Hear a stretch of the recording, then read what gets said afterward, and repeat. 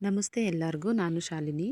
ಇವತ್ತು ನಾನು ಸೂಪರ್ ಟೇಸ್ಟಿಯಾಗಿರೋ ಮತ್ತು ಅತಿ ಕಡಿಮೆ ಸಮಯದಲ್ಲಿ ಮಾಡಬಹುದಾದ ಕಾಬೂಲ್ ಕಡಲೆಕಾಳು ಕುರ್ಮನ ಯಾವ ರೀತಿ ಮಾಡೋದು ಅಂತ ನಿಮ್ಮ ಹತ್ರ ಶೇರ್ ಮಾಡ್ಕೊಳ್ತಾ ಇದ್ದೀನಿ. ವಿಡಿಯೋನ ಎಲ್ಲೂ ಸ್ಕಿಪ್ ಮಾಡ್ದಲೇ ಪೂರ್ತಿಯಾಗಿ ನೋಡಿ. ಯಾವ ರೀತಿ ಮಾಡೋದು ಅಂತ ನೋಡೋಣ.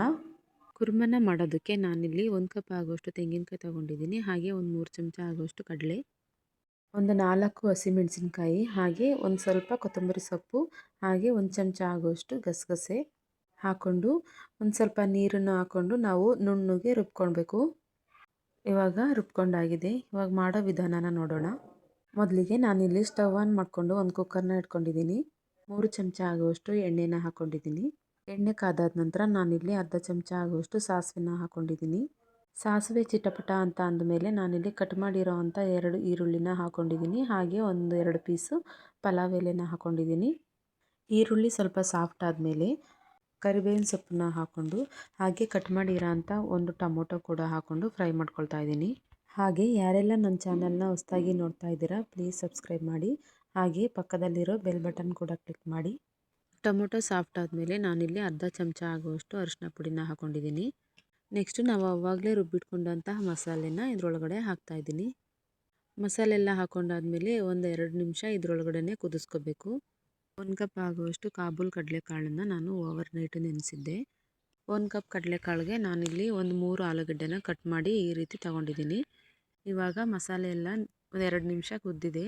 ಅದಕ್ಕೆ ನಾನು ಕಟ್ ಮಾಡಿರೋ ಅಂಥ ಆಲೂಗಡ್ಡೆ ಮತ್ತು ಕಡಲೆಕಾಳನ್ನು ಇದರೊಳಗಡೆ ಹಾಕ್ಕೊಂಡು ಮಿಕ್ಸ್ ಮಾಡ್ಕೊಳ್ತಿದ್ದೀನಿ. ಕಾಬೂಲ್ ಕಡಲೆಕಾಳು ಕುರ್ಮ ದೋಸೆಗಲ್ದೇ ರೊಟ್ಟಿಗೂ ತುಂಬಾ ಚೆನ್ನಾಗಿರುತ್ತೆ. ರೊಟ್ಟಿ, ಚಪಾತಿ, ಪೂರಿ ಎಲ್ಲದಕ್ಕೂ ಚೆನ್ನಾಗಿರುತ್ತೆ. ಇವಾಗ ನೀರನ್ನ 1 ಗ್ಲಾಸಷ್ಟು ಹಾಕ್ತಾಯಿದ್ದೀನಿ. ನೀರನ್ನು ಜಾಸ್ತಿ ಹಾಕಬಾರ್ದು, ಒಂದು ಸ್ವಲ್ಪ ಹಾಕೋಬೇಕು. ಖಾರಕ್ಕೆ ಇಲ್ಲಿ 1 ಚಮಚ ಆಗುವಷ್ಟು ಅಚ್ಕಾರದ ಪುಡಿನ ಹಾಕಿದ್ದೀನಿ.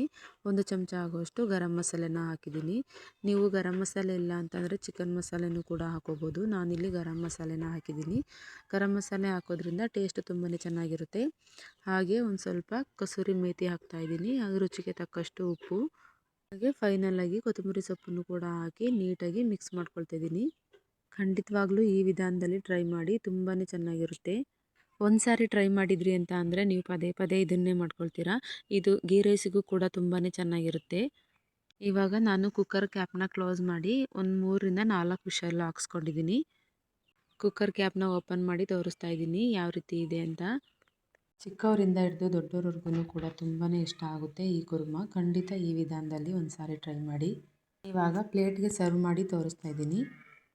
ದೋಸೆಗೆ ಇದು ಒಂದು ಸೂಪರ್ ಕಾಂಬಿನೇಷನ್ ಅಂತಲೇ ಹೇಳ್ಬೋದು. ತುಂಬಾ ಚೆನ್ನಾಗಿರುತ್ತೆ. ನಾನು ಮಾಡಿರೋ ಈ ಕಾಬೂಲ್ ಕಡಲೆಕಾಳು ಕುರ್ಮ ನಿಮಗೆ ಖಂಡಿತ ಇಷ್ಟ ಆಗಿದೆ ಅಂತ ಅಂದ್ಕೊಂಡಿದ್ದೀನಿ. ಇಷ್ಟ ಆಗಿದರೆ ಪ್ಲೀಸ್ ಒಂದು ಲೈಕ್ ಮಾಡಿ, ಶೇರ್ ಮಾಡಿ, ಕಮೆಂಟ್ ಮಾಡಿ. ವಿಡಿಯೋ ನೋಡಿದ್ದಕ್ಕಾಗಿ ಧನ್ಯವಾದಗಳು.